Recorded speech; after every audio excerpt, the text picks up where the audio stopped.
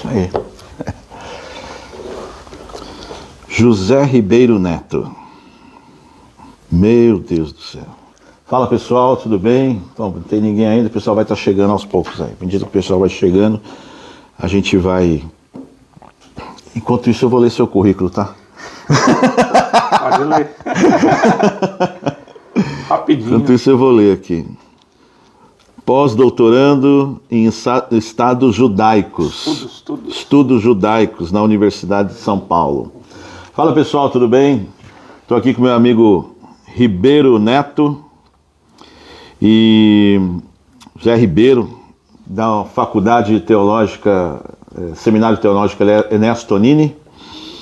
E eu queria vir bater um papo com ele aqui, primeiro porque estudar teologia é muito bom, né? Então você que gosta de teologia, você que gosta da Palavra de Deus, já vai clicando, compartilhando, chamando aí o pessoal aí que gosta de Bíblia também, para a gente falar um pouco aqui de Bíblia. Estou com o Zé Ribeiro, que é um amigo da gente aqui, professor do Seminário Ernesto Tonini, né? Seminário Batista. E eu ia ler aqui o currículo dele, mas não vou ler não. Eu vou bater no papo com ele. Mas homem é forte. Homem é forte.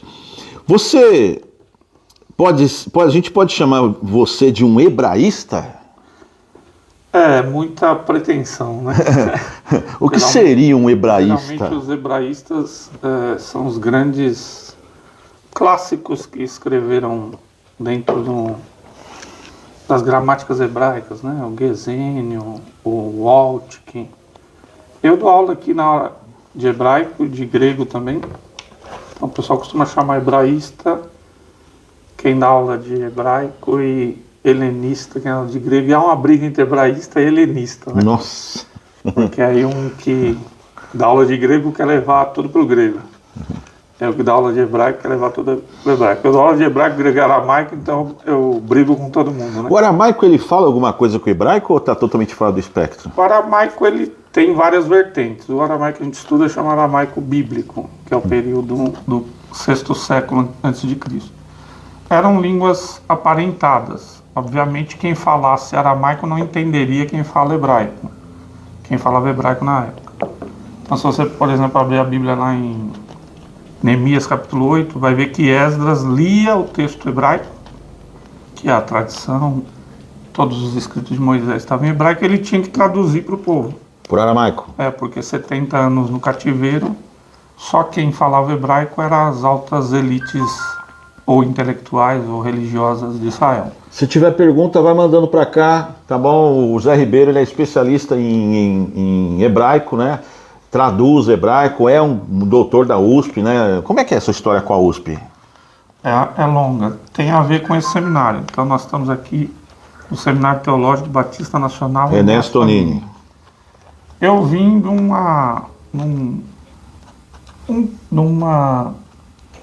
lugar pobre, de uma família que nunca estudou, né?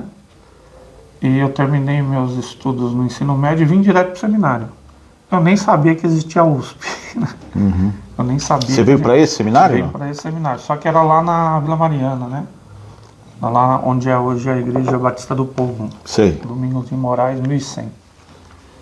Então, a minha pretensão era estudar tecnologia da informação, como eu estudava no ensino médio, no curso técnico. E Deus me chamou para fazer teologia, claramente. Falou, você vai para teologia.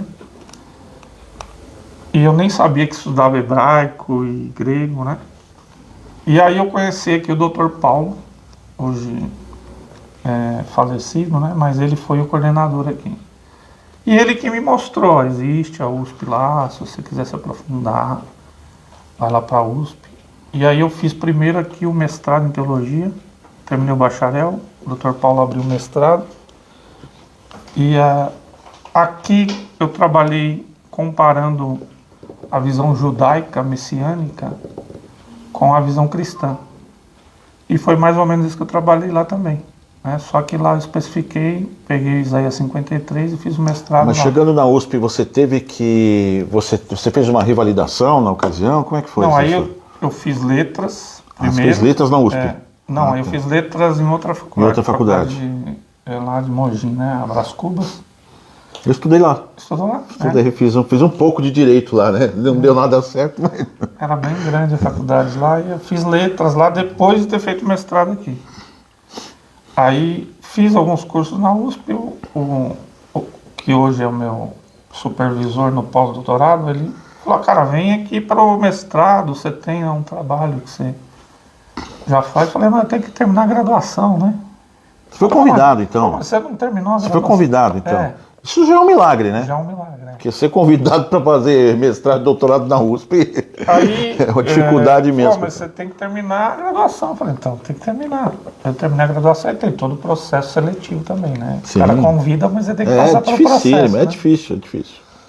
Então, passei lá no processo seletivo, no mestrado, que é um milagre, porque o que eu defendi no mestrado é Isaías 53. Nossa! Que é o texto mais polêmico dentro da tradição judaica com o cristianismo, né? E você defendeu sobre a perspectiva cristã? Aí eu trabalhei com todas as perspectivas. Eu fiz uma comparação mostrando como a tradição interpretativa ela acaba modificando a compreensão que a gente tem do texto. Só para explicar quem está em casa assistindo, é o seguinte.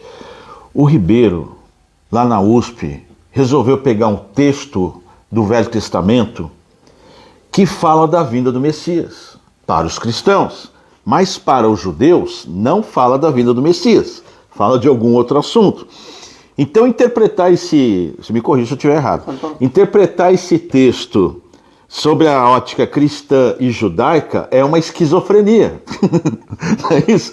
Porque o mesmo texto para um povo diz uma coisa, para outro povo diz outra coisa. Tem até uma história, posso contar a história que o Dr. Paulo sempre conta, que é inclusive a tese de doutorado dele.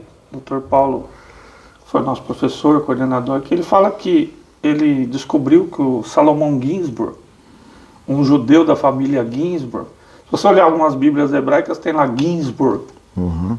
É uma tradição tão forte dentro dos rabinos, que os Ginsburg são muito importantes. Ele descobriu que esse Salomão Ginsburg ele se converteu ao cristianismo? Ao cristianismo. Uau! E foi o cara que fez o jornal Batista, a Batista brasileira, né? Nós somos da Convenção Batista Nacional, uma espécie de cisma, né, dentro dos batistas. Mas ele descobriu que esse Salomão Ginsburg, ele se converteu aqui no Brasil e justamente por causa de Isaías 53. Uau! Porque o que aconteceu muito lá forte. De onde ele era? Ele ouviu o tio dele discutindo esse texto com os amigos. Uhum. E ele perguntou, o que vocês estão falando de Isaías 53? Ele tomou um tapa, foi expulso de casa, só Caramba. porque ele perguntou. Nossa, que loucura. Quando ele chegou no Brasil... É um tabu para o mundo judaico, então. É um tabu para o mundo judaico, porque dentro da tradição judaica, Isaías 53 se refere ao povo de Israel. Mas não é comum na tradição. Inclusive, na minha dissertação no mestrado, eu mostrei que dentro da tradição judaica se fala que é o Messias. Uau! Ousado, hein? E ele falou que quando ele chegou no Brasil, um pastor batista falando, hoje nós vamos explicar Isaías 53. Ele falou, mas como assim? Eu tomei um tapa, fui expulso de casa por causa desse texto, eu vou nessa igreja. Ele se converteu. Né? Legal. Então é para a gente ter ideia da dimensão da problemática do texto. Né? Mas, obviamente, o que se fala hoje de 53 é dentro de uma tradição, principalmente a de Rashi, que interpreta como se fosse o povo de Israel. E dentro de outra tradição fala o quê? Mas mesmo dentro da tradição judaica fala que é o Messias. Né? Então, na minha dissertação de mestrado, eu traduzi um texto medieval de Narmânides. Narmânides começa dizendo assim, Maimônides. Narmânides. Narmânides? Estamos falando da mesma pessoa ou não? Não é a mesma pessoa. Ah, tá. O Narmânides é um outro rabino que ele fala, esse texto geralmente é interpretado nos nossos escritos como se referindo a Israel, mas a nossa interpretação midrástica diz que ele é o Messias. E começa a explicar que ele se fala do Messias. Falando em Messias, essa história que os judeus estão no ano 5700, eu estou falando isso porque eu sou amigo de alguns rabinos, né? E eles vêm na minha orelha buzinar. Estamos no ano 5, os rabinos, né? Os sacerdotes das religiões judaicas, vêm na minha orelha buzinar assim. Estamos no ano 5700. Quando completar 6.000 anos, você já ouviu isso? Tem, é uma tradição medieval. Aí o Messias vai vir. Então falta 300 anos para o Messias chegar. Como é que você, como hebraísta, aí vê esse negócio? Isso aí é uma interpretação medieval que já aconteceu muito na tradição judaica e cristã também. Você pega as genealogias, e aí você soma as idades daquelas pessoas, e aí vai dar quase 6.000 anos ou 6.000 anos. Mas isso é um equívoco porque... Mas isso é o... Você está falando do ano de Israel.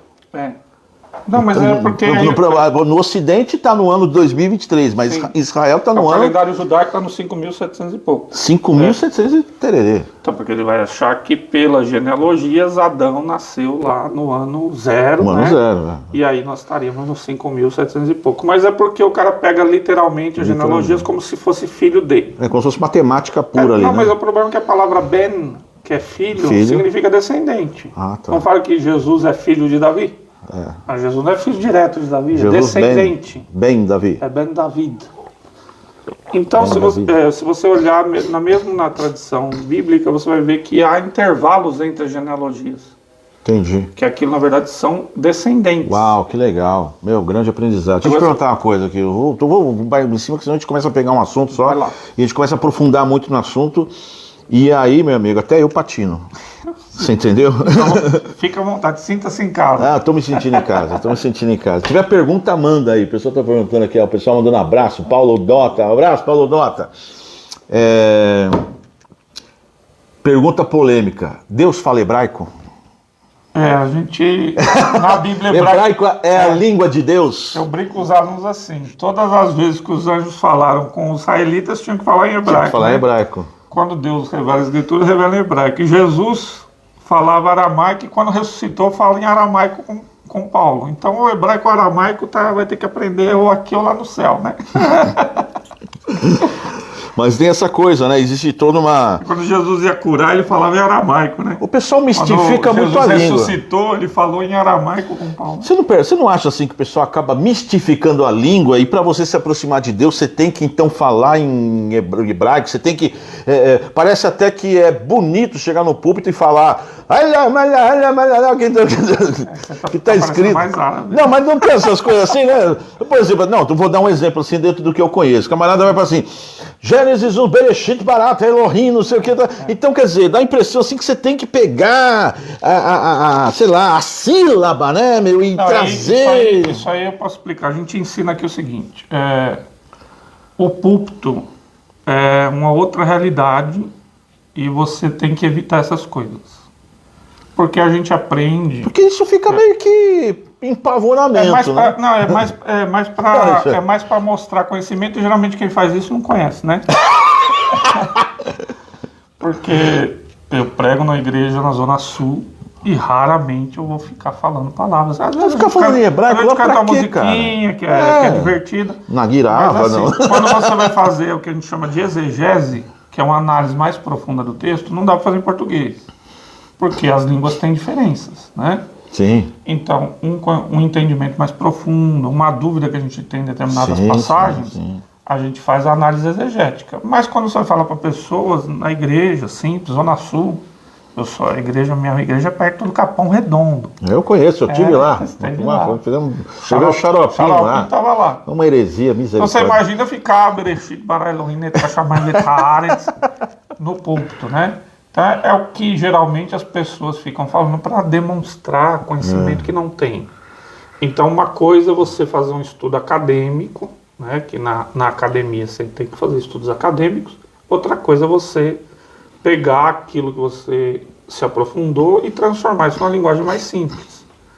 Mas tem muito mesmo isso aí. A gente fala para os alunos evitarem, né, quase proíbe aqui, né? É legal, faz todo sentido, né? Porque é o que eu tô te falando, né? Entendeu? Dá a impressão assim de um como dizer assim, de um eruditismo assim, né? Uma coisa, pedantismo, né? Pedantismo, né? Entendeu? E aí você, quando vai ver, não chega a lugar nenhum, né? Outra pergunta assim também polêmica assim que eu que acompanho essa coisa do mundo acadêmico e o mundo das igrejas e tudo mais, a pergunta é a seguinte: a Bíblia foi muito mudada? Isso é um mito que é tão simples mostrar que não, né? Citando um exemplo só, mas é muito marcante. Porque tem aquela tradução literal, né? Exatamente o que a palavra em hebraico está escrito, você traduz para o português exatamente o que a palavra diz, mas tem aquela tradução que não é literal, que é uma tradução textual, não sei se me corrija se estiver assim, sei que é o profissional de segmento, tem a tradução textual que você não vai interpretar, você não vai traduzir a literalidade da palavra, mas você vai traduzir o sentido do texto. Então, mas aí é uma outra coisa. Vamos falar de duas partes. Uma é como a Bíblia chegou até nós, que é a tradução manuscrita, e outra depois é como ela é traduzida. Então, se a gente começa pelo como ela chegou até nós. Como você verifica? Isso é verificável, tá? Obviamente, para verificar, você tem que conhecer essa parte que chama crítica textual. Uma das áreas que eu dou aula aqui é crítica textual. A crítica textual não é para criticar a Bíblia. Sim. É para a gente fazer uma análise crítica de como a Bíblia foi transmitida para nós. Então, um exemplo que é o mais significativo, inclusive na história da transmissão textual, que não tem paralelo no mundo. Antes de 1948, nós só tínhamos manuscritos muito recentes. O que a gente chama de recente? Era o Códice B19, chamado de Códex de Leningrado ou Códex de São Petersburgo. 1948. Não, até 1948, nós só tínhamos esse grande códice, que tem a Bíblia inteira. Códice é um livro. É vários pergaminhos ou papiros, eles são colocados um em cima do outro, e você cola e faz um livro. Esse códice era do ano 1010 depois de Cristo. Então, o pessoal fala, não é possível adulterar a Bíblia, porque em 1010 depois de Cristo você tem o texto hebraico. Então ele era muito criticado, dizendo que a Bíblia foi adulterada e que a gente não podia confiar num texto tão recente, vamos dizer assim. E aí, em 1948, se achou nos manuscritos do Mar Morto códices muito mais antigos. Chegavam a ter... códice não, lá Mas já... caverna? Ainda não era códice, em 11 cavernas no território da Judéia lá, Qumran? do Mar Morto. É isso? Qumran era uma das localidades, mas toda a localidade é chamada Deserto da Judéia. Mas se costumou chamar os manuscritos do Mar Morto. Esses manuscritos, um deles é um rolo de 7 metros de comprimento, está lá no Museu de Israel. Você consegue acessar, o Google fez uma parceria com o museu, você tem o manuscrito todinho, você consegue acessar, ampliar. Que legal. Ele foi achado em 1948 e ele é do ano 150 a.C. Então a gente tinha um códice do ano 1100. 1100, agora tem um de 100 1010, então do século XI. E aí você tem um de 150 a.C. Era a prova de que a Bíblia foi adulterada. Concorda? Você tem 1100 anos de transmissão. Se tivesse que ter alguma alteração, alguma mudança, vai detectar aí. E esse do ano 1010... E os que foram achados no manuscrito do Mar Morto, eles eram grupos opostos. Grupos opostos? Porque o pessoal de Qumran... De povos diferentes. Não, eles eram inimigos teologicamente. Ah, tá, entendi. O pessoal de Qumran, eles não gostavam dos fariseus. É como se fosse, sei lá... Católico protestante. Católico protestante aqui. Eram grupos opositores. Então tinha tudo para ter um texto que fosse oposto. E os textos... são 98% iguais. Uau! Em 1000 anos de transmissão. E esses 2% é uma grafia hebraica, uma letrinha diferente ali. Uau! Então essa prova que a Bíblia que a gente tem numa transmissão de mais de 1000 anos não sofreu praticamente adulteração. Isso aí na história da transmissão textual, você pegar o texto de Aristóteles, se você pegar os textos egípcios, não tem paralelo na história da transmissão textual. A gente percebe que não teve adulteração. E outra que é curioso, né? A gente ouve, dá até risada. Por exemplo, o Código da Vinci, aquele livro que foi escrito por Dan Brown, ele popularizou, depois virou filme, a ideia de que a Igreja Católica tem lá os originais e que ela adulterou. Só que isso é até brincadeira de criança, né? Você não tem original só no Vaticano. Não, tem muitos são os livros que falam que houve adulteração, que mexeu, que porque não sei você tem manuscritos, é um troço horroroso. você tem manuscritos no mundo inteiro. As pessoas você tem inclusive perguntam no Brasil. né? O Dom Pedro ganhou um códice, chama 2437, em grego, Uau! do século XIII. Caramba, que legal. Então, o E Vaticano... onde está isso? Está no museu tá lá no museu ali no Rio de Janeiro. Ah, está no Rio de Janeiro, então? No Museu da Biblioteca Nacional. É a Bíblia mais antiga que a gente tem no Brasil, é essa É do o Dom Pedro texto I? mais antigo que a gente tem no Brasil. É um texto do século XIII, ele tem desde Mateus até João, só que Mateus começa no capítulo 19. Eu tenho contato com o pessoal, inclusive está o meu nome lá como participando do estudo, que ainda estou em contato com o pessoal lá, né? Hoje você está trabalhando em cima de alguma pesquisa? Hoje eu estou fazendo pós-doc, o pós-doutorado Estudos no judaicos. aramaico de Daniel, no aramaico bíblico de Daniel e Esdras, né? Então meu pós-doutorado é as palavras que ocorrem uma única vez no texto aramaico. Então o que acontece? Na USP. Na USP. Essa história de que a Bíblia era impossível adulterar a Bíblia porque você teria que ser onisciente, onipresente e onipotente. Mas teve né? adulteração na Bíblia, né? Quando você pega um Kardec, por exemplo, que muda a Bíblia, ele mudou, Sim, mas aí, fez o livro, fez a Bíblia dele. Aí vem um, sei lá, um mas a ideia- mudou, a fez ideia- a Bíblia dele. Não tem... Pessoas perguntam pra mim assim, tem Bíblia diferente? Eu digo, tem. Tem Bíblia, se você quiser uma Bíblia com uma interpretação, um Novo Testamento com uma interpretação espírita, você vai achar. Mas o mito é o seguinte, é de que a Igreja Católica controlou a Bíblia. Isso é tá. impossível Isso porque a Bíblia ela foi traduzida para... Só manuscritos gregos você tem 25 mil. E eles não estão... Um está no Brasil, o outro está no E eles Israel. se falam, eles se harmonizam. Então, eles têm essas variações pequenas, porque você não pode controlar o que alguém vai copiar. O que você está falando é que depois religiões diferentes pegaram a Bíblia. Então, mas E por aí senso comum, é Bíblia, né? Não, Eles vão chamar de Bíblia, Não, né? a Kardec não é considerado Bíblia porque não é um texto bíblico. Eles vão chamar Novo Testamento Espírita. Não, aí ele vai chamar o Livro dos Espíritos. Livro dos Espíritos, né? Aí tem o Evangelho segundo Allan Kardec. Evangelho segundo. Mas se você pegar o Evangelho segundo Allan Kardec, só tem pequenos trechos dos evangelhos reinterpretados, né? Os manuscritos, que a gente chama de... a gente não tem nenhum original exatamente, mas as cópias originais a gente compara. Deixa eu te perguntar outra coisa aqui. Como é que é você, um cara que é um cara da fé, pastor, batista da dissidência aqui, né? Nacional do Ernesto Tonino, que foi avivado, né? Eu posso dizer que você é pentecostal? A gente tem uma diferença entre esse termo pentecostal, né?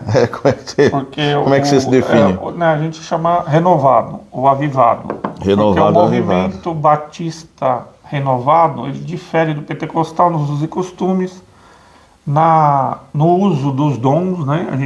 A gente concorda que os dons não cessaram e que eles permanecem até hoje. Agora, a prática dos dons da Igreja Batista Nacional é diferente da pentecostal.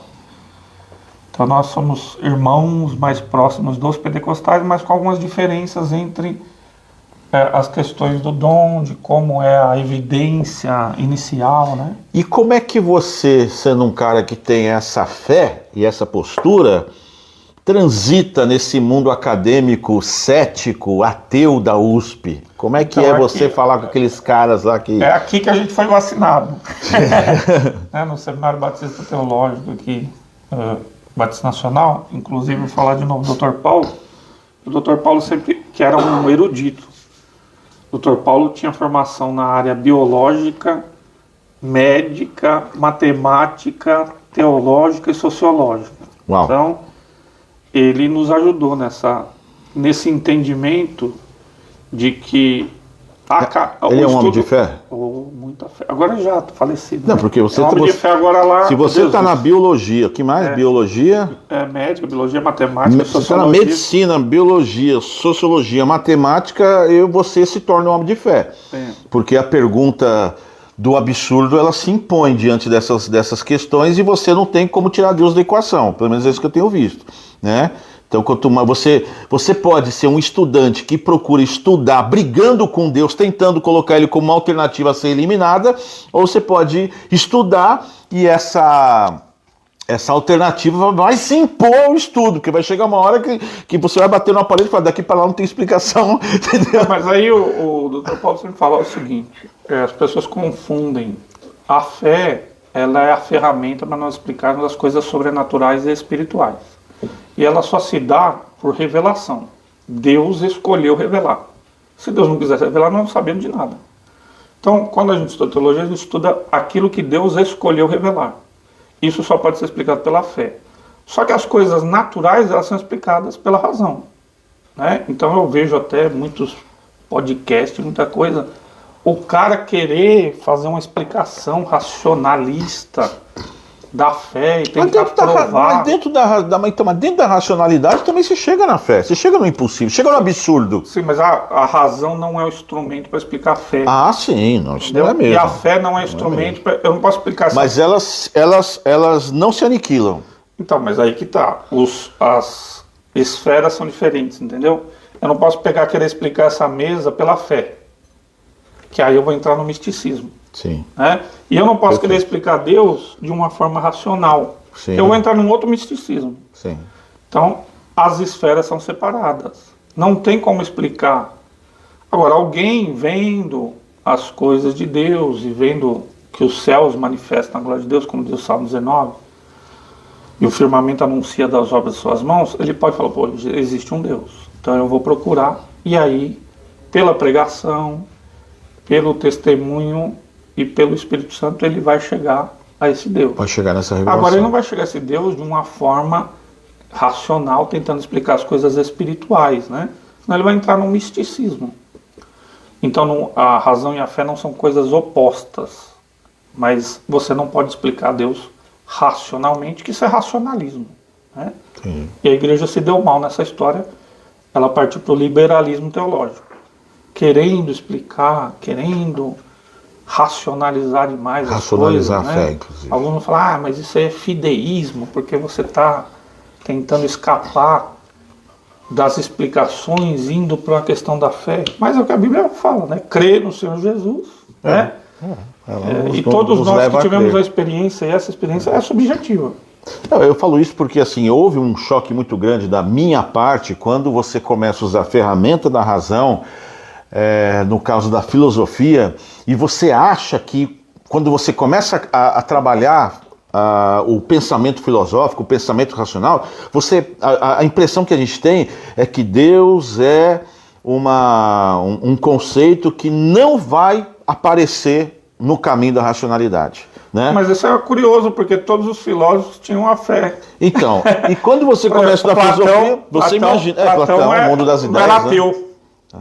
Aristóteles também não era ateu. Sim, sim. O Deus dele não era um cristão. Não era cristão. Hoje a nossa tradição ocidental, a gente na verdade está estudando o paganismo grego, né? Você vai estudar o mundo das ideias de Platão, é uma visão metafísica de uma espécie de Deus panteísta. Aristóteles também. Você concorda com Nietzsche que cristianismo é platonismo para pobre? Pode ser, porque o que Nietzsche está questionando nem é Jesus, não né? Não é verdade. Ele está questionando a hipocrisia dos cristãos e o que ele chama de niilismo. Na verdade, ele vai falar que os cristãos que são niilistas, que eles negam... Mais uma pergunta polêmica aqui, Ribeiro. Você está só nas polêmicas, né? A alta teologia católica e protestante, ela se mistura? O que você chama de alta teologia? Estou falando os conceitos. Mas aí você tem que definir por diferentes áreas, né? O catolicismo... Estou falando isso porque quando você começa a dar um mergulho mais fundo, você vai buscar uma literatura de um teólogo católico e de repente você vê que aquilo fala com a gente, de alguma forma a gente acaba se trombando lá em cima, lá nas partes nos estudos de crítica textual, de hebraico, que é a minha área, se cruza bastante, né?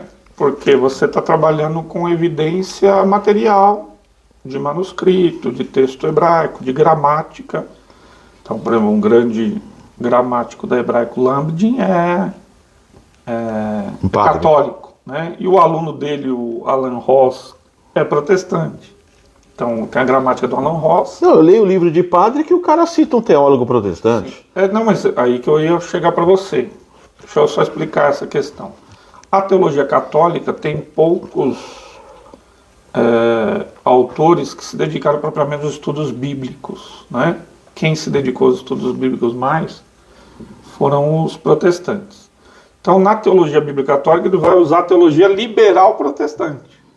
É porque os católicos eles estudam muito a parte de filosofia. Na sua área, que é filosofia, quando você quer alguns estudos filosóficos, você vai para os autores católicos, Sim, né? a gente vai. São Tomás de Aquino, Santo Agostinho.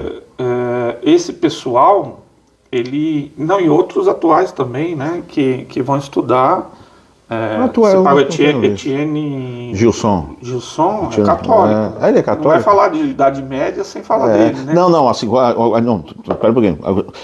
Não estou falando de padres, estou falando de teólogos católicos. Não, teólogo. Etienne Gilson, oi? É teólogo católico, né? Não, então, ele se coloca mais como um historiador, né? Um cara especializado em mundo medieval, não sei o que, aquela coisa toda, que é uma delícia ler ele. Filosofia medieval, você filosofia medieval, você tem que ler ele, não tem então, como. o que acontece?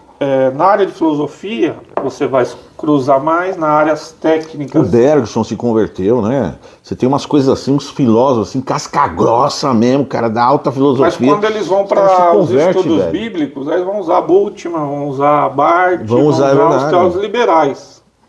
Que a gente se cruza, mas nós não defendemos a teologia liberal protestante, né? Nós defendemos a teologia ortodoxa protestante. Então, nos estudos acadêmicos você cruza com judeu também, né? O meu professor não é, o meu orientador não é cristão, ele é um judeu, mas não é religioso. A maioria do pessoal da USP, Departamento de Estudos Judaicos, eles são religiosos mais ou menos, né? Mas estão mais ligados à academia. Então você vai ter que estudar. Só que no meu caso é mais técnica, é mais fácil, né? Porque o cara, se ele contestar, ele vai ter que contestar tecnicamente. Porque eu estou mostrando no hebraico, na gramática, que é tal coisa, ele vai ter que mostrar, ele vai ter que falar lá na gramática. Né? Sim. Quando é a área filosófica ou bíblica, aí vai mais dos tipos de interpretação. Que aí difere bastante do católico pro protestante, né? Última pergunta. Agora, vamos ver, hein? Ribeiro, é o seguinte. Qual foi a maior tijolada que você já levou, assim, de conhecimento que abalou sua fé, assim? Coisa que você fala, meu Deus, como que eu lido com essa informação? Então, nunca teve por causa, acho que, da tradição que a gente recebe no seminário, né? Porque você sabe... Não teve um livro que você leu assim, que você falou, meu Deus, e agora? Cara, não teve. Não teve? Porque, assim, eu vim pro seminário com 19 anos. Aham. Eu já tinha me convertido com 14. Mas você lê esse tipo de coisa? Por exemplo, se cai Carl Sagan, se cai Thomas Paine, se cai, sei lá, um livro assim de um cara que resolve... Richard Dawkins, entendeu? Mas essa aí é firulinha, né? O Richard Dawkins é brincadeirinha de criança. Não, tô perguntando. Por exemplo, assim, eu acabei de ler um livro chamado Por que o Mundo Existe? Jim Holt.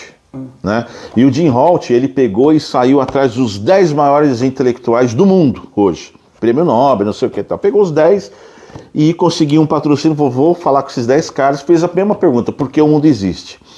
E o livro é curioso porque dos 10 autores, você vê 6 são ateus. 6 não, diria 4 ateus, 2 que agnóstico assim, sabe, assim, e 4 cara que fala Deus é. Né? Entendeu? Então eu percebi que a coisa estava bem equilibrada ali, entre os caras que são os cabeças da intelectualidade da ciência. Me permite, eu não sei o tempo aí que você tem, me permite citar alguns autores importantes e que fizeram parte da minha vida e que me vacinaram contra essa questão. Principalmente aqui na nossa tradição. Primeiro você tem a experiência de conversão, que ela é inquestionável dentro do que você entende. Você se converteu. Você não consegue explicar isso aí. O que aconteceu? Como é que foi isso aí? Eu lembro que eu era adolescente, estava no mundo e tive uma experiência de conversão. Isso ninguém tira de você. Nem Nietzsche, nem... Richard Dawkins, nem fala, não, né? Tô perguntando por quê. Sim, então, tô explicando. Quero saber o que... Essa experiência você teve. Depois, quando você vai estudar, na verdade é o contrário. Você vê que tudo coopera para realmente mostrar... Mas primeiro você teve a experiência, concorda? Sim. Até citando Anselmo e Agostinho, falar, eu creio para entender. Então eu fico muito com essa palavra de Agostinho, depois repetida por Anselmo. Primeiro eu criei. Não tive que ninguém me provar a fé. Eu tive uma experiência particular. E o Lloyd Jones nos fala isso. Lloyd Jones fala, nós não somos advogados de Jesus. Nós somos as suas testemunhas. Eu acho muito bonita essa frase. Nós não somos advogados de Jesus. Nós somos testemunhas. Anula a apologética? Não, mas ela não anula a apologética e nem anula a razão. Mas ela põe as coisas nos seus devidos lugares. O que faz uma testemunha? Ela vai lá no tribunal provar. Não, ela fala o que aconteceu com ela. O juiz pergunta, a experiência dela, mostra a conta aí o que experiência você viu. Aí a testemunha fala, eu vi. O que você pode dizer? É mentiroso. Essa testemunha não viu isso. Quem vai ter que provar que eu não vi... não é testemunha. Não é a testemunha.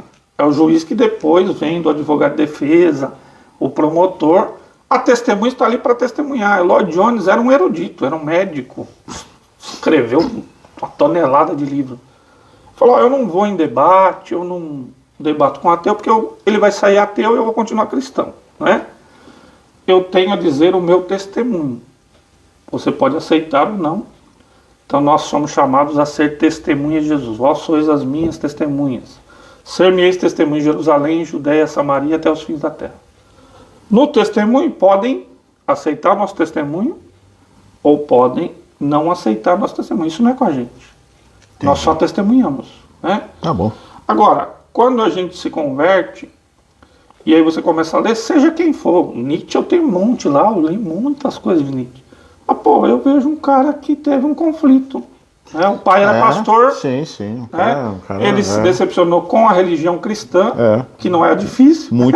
É muito claro ver isso nos livros de Nietzsche. E aí você percebe e fala, mas o argumento dele faz eu perder minha fé? Mas de modo nenhum. Não é? Porque aí nenhum argumento mais faz eu perder minha fé, porque a fé é um proposta testemunho. de vida dele é tão surreal que não tem nem como se submeter à proposta aí de vida. Aí você lê o livro do Richard Dawkins. O Richard Dawkins fica na sua introdução a lá, Deus um delírio. Sei lá, fica umas 50 páginas, fala, Deus é não sei o quê, Deus é não sei o quê.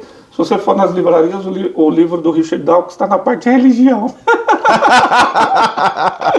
É uma ironia, né?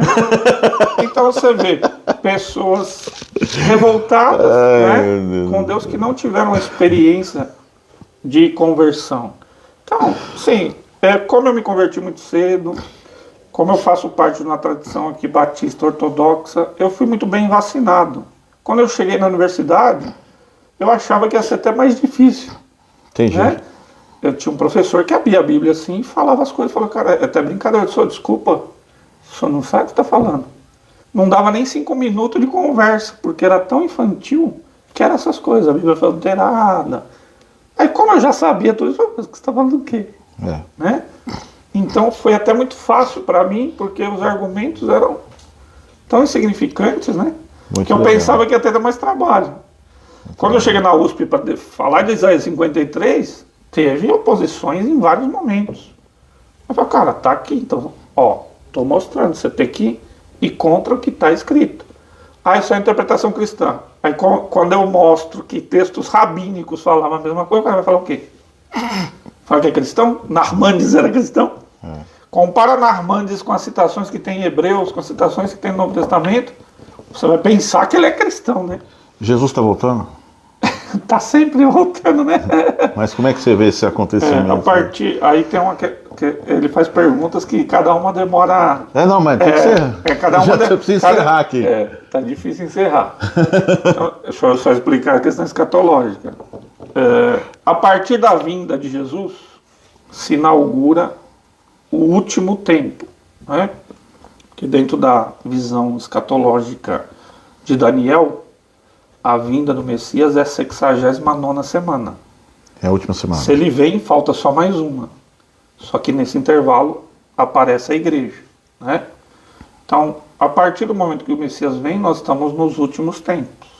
Então é lógico que cada dia que avança, nós estamos mais próximos. Mas Jesus nos deu uma chave para isso que você está falando. A vós não compete saber nem tempos nem épocas que o Pai determinou pela sua própria autoridade. Mas recebereis poder ao descer sobre vós o Espírito Santo.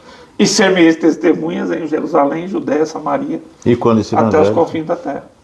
Então, na verdade, nós não temos que ficar preocupados com isso. De novo, nós temos que dar o nosso testemunho. quando ele vai voltar, a gente não pode datar, né? Tinha um professor aqui que ele ensinava um negócio interessante. Ó, se você colocar a data para a volta de Jesus, ele não vai obedecer. Vamos encerrar aqui. Ribeiro, forte abraço. Olha só, se você quiser saber mais, fazer contato com o Ribeiro, entra aqui ó, no site stbnet.com.br. STBN. Tá? STBN, não é STBnet? Não, STBnet é o nome do seminário, mas o site tá. é STBN. Site www.stbn.com.br, stbn.com.br, Rua Lavrádio 424, Lavrádio 424, Barra Funda. Tá bom? Anota o telefone também, se quiser entrar em contato com o pessoal do Instituto, do seminário, é 3663-2000. 3663-2000. Facebook STBnet, Seminário Teológico Batista Nacional, Enéas Tonini. Não essa quinta-feira, na outra a gente está de volta aqui com mais um bate-papo maluco aqui. Qual que é a sua heresia favorita? Não, deixa pra lá. Tchau, pessoal. Forte abraço a todos vocês aí. Fiquem com Deus. Prazer estar com você, Ribeiro. Obrigado, viu? Obrigado, Deus abençoe.